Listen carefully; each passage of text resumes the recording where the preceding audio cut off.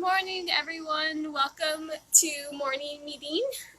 Today we have one of our mammal friends with me, so I will get her out.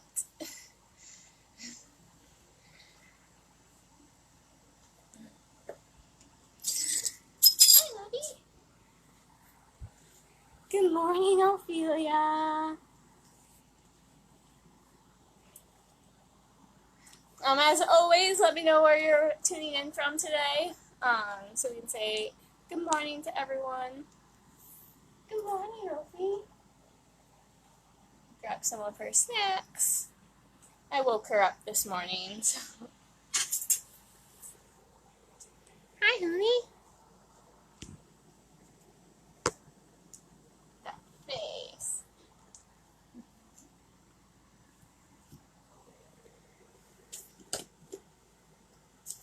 Come here.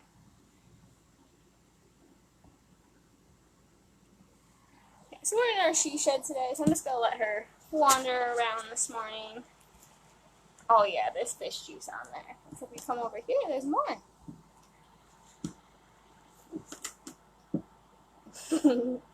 Good morning, Lizanne. Come here. Okay, so Ophelia is a Virginia opossum. From their name, you can see they're not originally from around here. Come here, so everyone can see you. Good morning, Deborah. Yeah, she is quite pretty. We love her, that's for sure. There you go. So Miss Ophelia is getting some fish and grapes, some of her favorite snacks. I'm just gonna scooch over here so you guys can see her. Yeah, oh. Gross.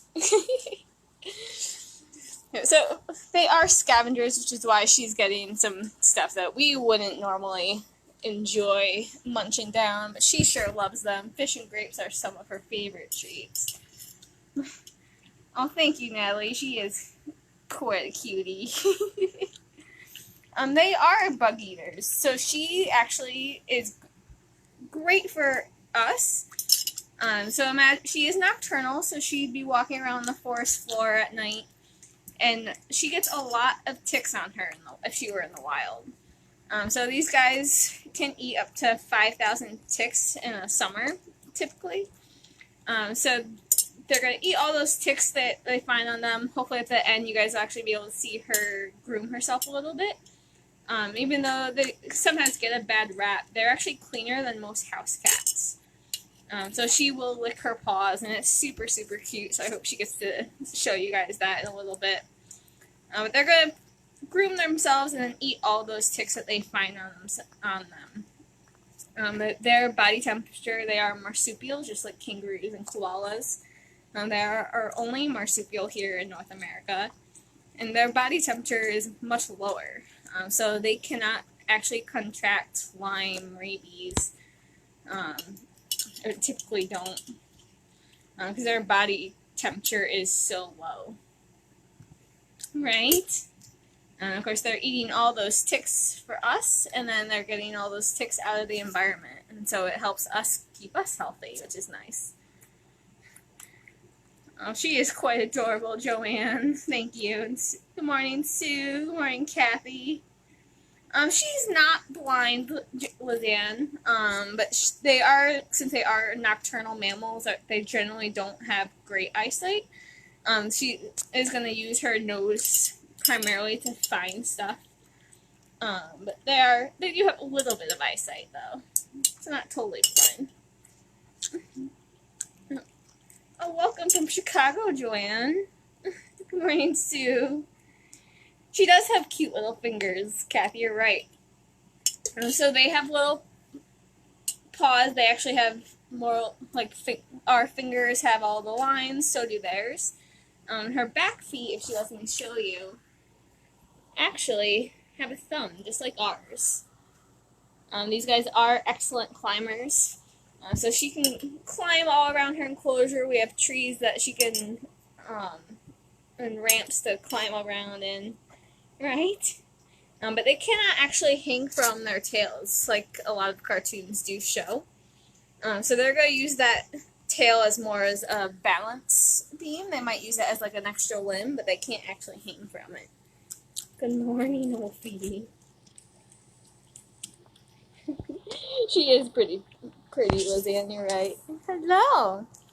So you can see all that little white pocket behind her eyes. So unfortunately, Ophelia was kidnapped out of the wild as a baby. Hello, come here. Okay, I have food scattered all around for her to find, so... Right? Hello, but, okay, so the little white spots that you see, so part of that was due to her being kidnapped out of the wild as a baby. So she is imprinted on humans, so that's why she's non-releasable and does live with us, because she's not afraid. So the people that found her were trying to help and gave her food for a couple months, and kept her and tried to raise her on their own. But unfortunately, they saw fat pockets in their eyes, and she was not fed the proper diet. So we do have to monitor her weight pretty closely, because those fat pockets will continue to grow and they never lose them. So eventually, if they're fed the poor diet for too long, they'll actually go fully cross-eyed. Oh, good morning, Jasmine. Joanna, I had baby possums. I mean, love them. So they are scavengers, Joanne. But so they'll eat pretty much anything.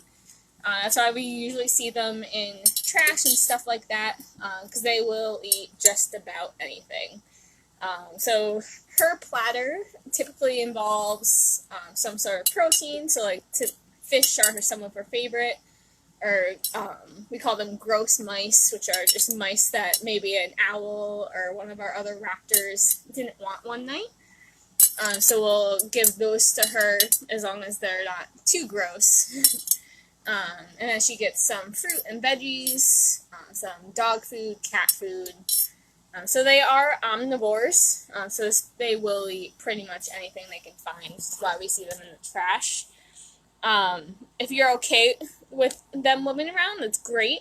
They're really good for us. They don't have to be scared about them at all. Even though they have more little tiny teeth than any mammal here in North America, they have 50 little teeth. But they're not for biting anyone. So they're not going to attack you or anything. And those little teeth are for crunching up bones and eggs and stuff like that.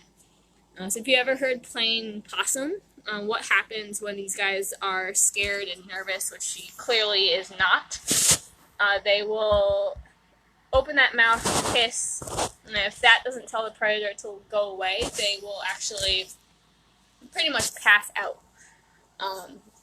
Or if you ever heard play dead, but it's not really playing by any means. So what happens is they lose all bodily function and will emit a gross green ooze from their bums. Oh, hello. Yeah.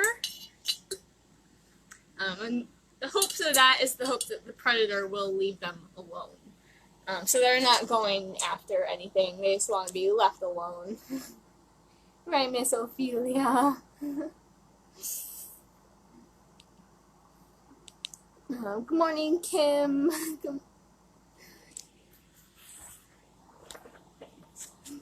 Yeah, so right now you can see she's grooming herself. She's telling me she's a little full for now.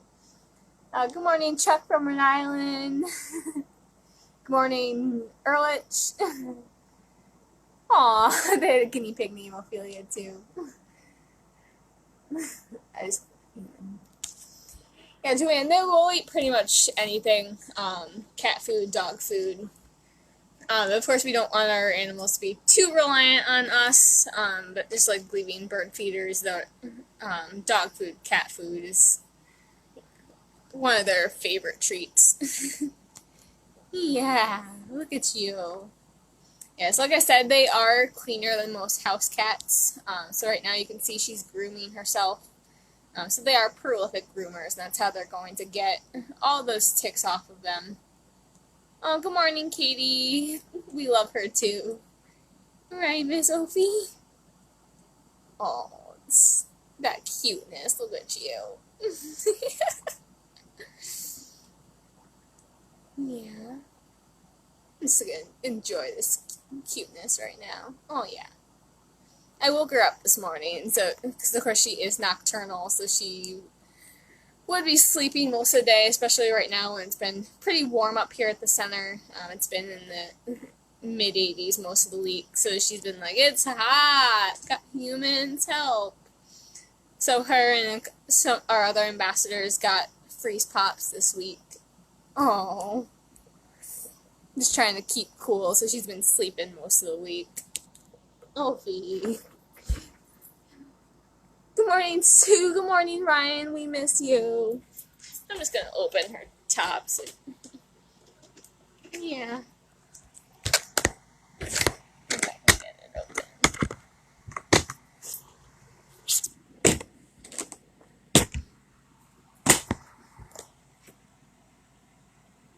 One more.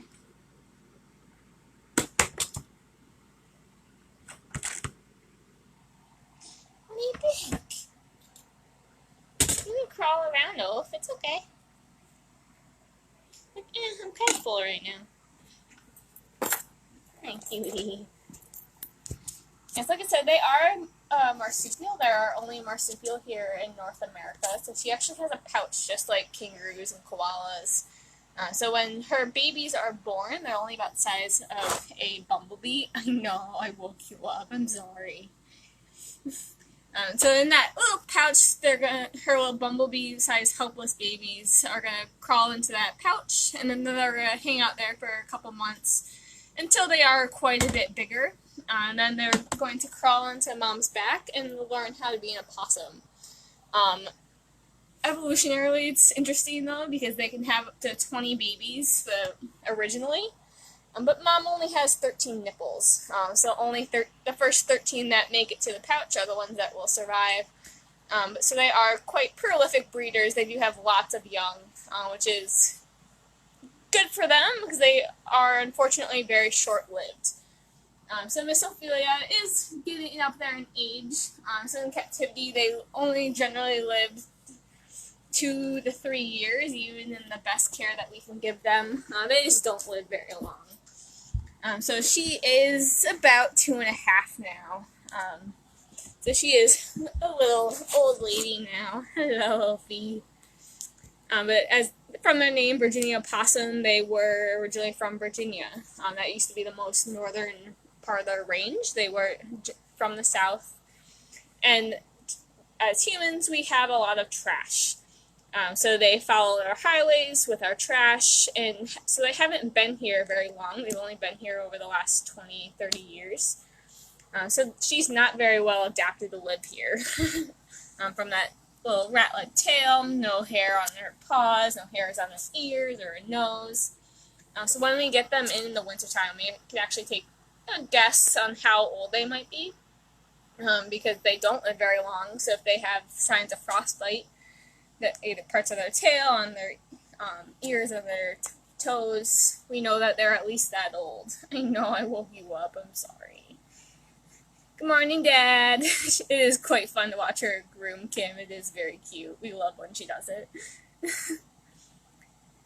Okay, can you explain why using traps can hurt these guys? Yes, of course. So we never recommend trapping and relocating, just because it's kind of like you taking a human and dumping them in Africa or somewhere that they're not used to. They don't know where that food or water is. They don't know where the proper habitat is. And a lot of times that means they're going to be competing for resources with the animals that are already present. So especially when they are trapped, you could separate mom of any animal from her babies. So that's pretty much sentencing those babies to death, unfortunately. So her babies will only be around for a couple months, so we do recommend trying to coexist with them we are expanding on our towns and stuff like that. So we are impeding on their habitat. So we want to try to live with them. You're so tired. I'm sorry. Natalie, does she swim? So that's an interesting question. We were actually just talking about it with one of my coworkers the other day. So they do generally live near water.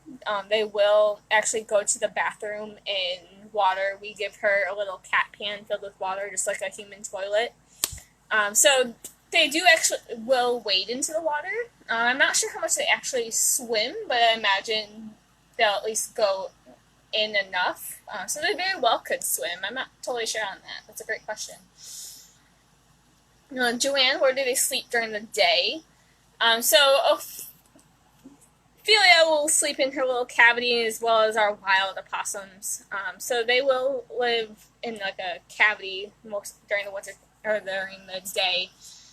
Or just trying to find a quiet place to sleep, or maybe up in a tree. Miss Ophelia does live in a little cat cavity. She has a little cat bed that she enjoys. Oh yeah, look at that cute grooming. Good morning, Marilyn. Kim, does she go on walks like Henry? Not exactly. So she... we don't put a harness or anything on them. So we do let her walk around right now. I'm in the she shed. But it is a controlled walking around, just because she is much faster than Henry. Henry will go anywhere where the food is. He's not going very fast, where we wouldn't want something to happen accidentally to Ophelia. Good morning, Sarah. Yeah, look at that tail. You might let me show you. Sorry. Yeah, a little rat-like tail. Used as a balance beam. Good morning, Pete. We miss you. Nope, she does not have webbed feet. She has little fingers. Sorry. Back has a little thumb just like ours. Kath, what else do they eat besides ticks? So she is a scavenger. That's why we see her and other opossums in trash cans and stuff like that. I'm sorry. I'm so tired. So they're scavengers as well as omnivores. So they will eat pretty much anything that they can find. So she does get a platter every day with some fruits and veggies, some sort of protein. Earlier I gave her some grapes and fish. But she does get mice and some egg and maybe some yogurt. Sometimes we'll give her like a couple like crickets or bugs to eat on top as like a little salad topper, I guess you could call it. Dog food, cat food, but really anything they can find. They aren't going to necessarily be hunting things. She doesn't really have the tools to do so. Those sharp little 50 teeth are going to be for crunching bones and stuff like that, but they're not necessarily for attacking anything. She doesn't want... Look at that face. She wouldn't be attacking really anything. She's going to use those teeth to crunch up her food. Yeah, look at that. Katie, the reason I asked so many people are... Yeah, Katie. So we definitely recommend, if you really do have a nuisance problem, and if you're having a hard time coexisting, definitely call someone like Fish and Game that might be able to help you or give suggestions. There's definitely ways to deter wildlife and convince them that they don't really want to hang out with you. I learned yesterday that sometimes you can put like human hair out as like clippings to kind of mark your territory and tell them to kind of leave you alone. But it definitely depends on the animal. So I would definitely recommend, if you do have a problem, it's really hard to coexist with them, definitely give someone a call. They might be able to help you deter them. Marilyn, where do they survive Maine winter?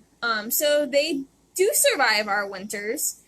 So they are gonna live in that den that they normally would be hanging out in, or in that tree for cover. But however, they're not well suited to live here. As you can see, this rat-like tail, the no fur on her paws or her ears or her nose. So they do often come into us with frostbite or signs of frostbite. But they do live here, and like I said, they do breed pretty prolifically. It's how they got here with so many babies. So in our lifetime, it's very possible that we'll actually see them start to grow fur on those parts that are currently hairless, from evolution, which is pretty cool. Kath, her fur is pretty soft. She doesn't necessarily like being touched, but it is pretty soft. Yes, Liam, she is very soft. Good morning, Caitlin. We miss you. Babies are really friendly. Yes, Chuck. So until babies really learn to be afraid, or until some of those hormones start to kick in during adolescence, a lot of babies can seem to be friendly. Like if a possum or a squirrel has been separated and they're orphaned, they might seem kind of sweet, but of course we generally don't know how to take the best care of them. They really do need mom's help to develop properly. And with our baby squirrels that we have right now, I think we have 20 in care right now. So they don't really bite when they're really young. But as soon as they start to hit adolescence in like 10 to 12 weeks, that's when they go outside, and that's when they're about to be ready to release. Unfortunately, babies have to learn to be afraid of humans, which is why Ophelia lives with us, because she was kidnapped out of the wild as a baby, and so she never learned to be afraid, unfortunately. Good morning, Amy. Good morning, Michelle. We miss you. Oh. I'm surprised you don't want to explore, miss. Sorry. Figure there's lots of bugs and stuff for you to eat in here, and you're just like, I want to sleep. Cat, what do they choose to... So in the wild, they might live in like a more or less like a den. They will hang out in trees, not hang from trees. But they are going to try to find some sort of safe cover, generally near water. Look at that face. Yeah, so you can see she's sniffing everything around right now. She does find food primarily with her nose. She can see, but more find that food with that really good nose. Oh yeah.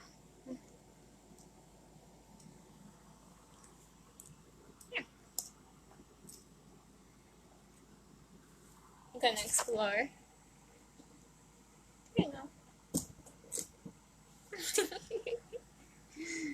Oh, you're so cute.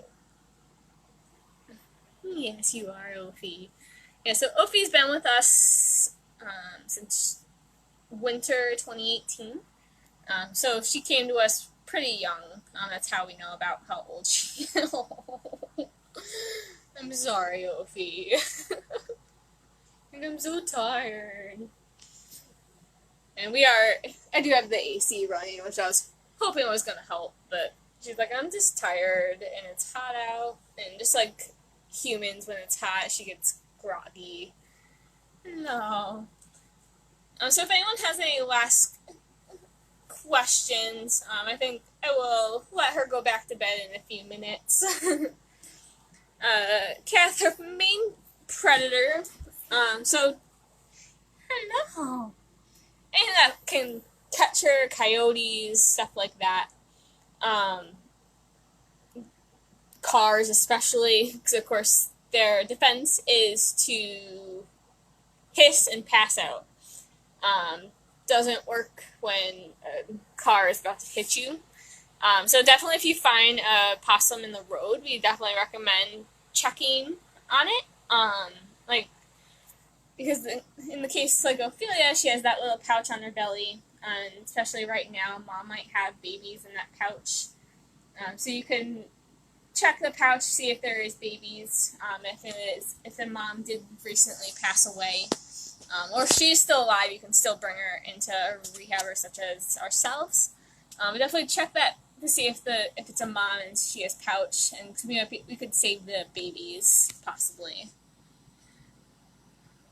Good morning, Naomi from Rhode Island. Welcome.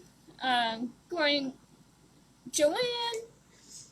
So they are not actually blind. So she does have some vision, but they are going to primarily be getting around through their sense of smell.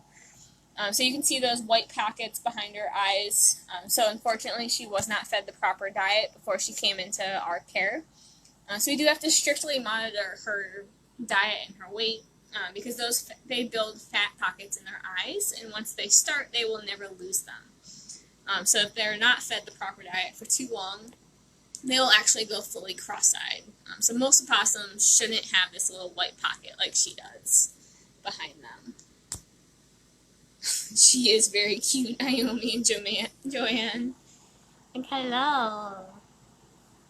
Yeah, these guys get a pretty bad rap because they are in our trash cans and stuff like that. But it's so misunderstood. Right? Yeah, she becomes a little tired, humans. And so if anyone has any last questions, we're going to wrap up in a second. As always, thank you for tuning in today. We'll be back tomorrow with our morning meeting at 10, and have a great day. Bye, Wolfie. Have a good one, everyone.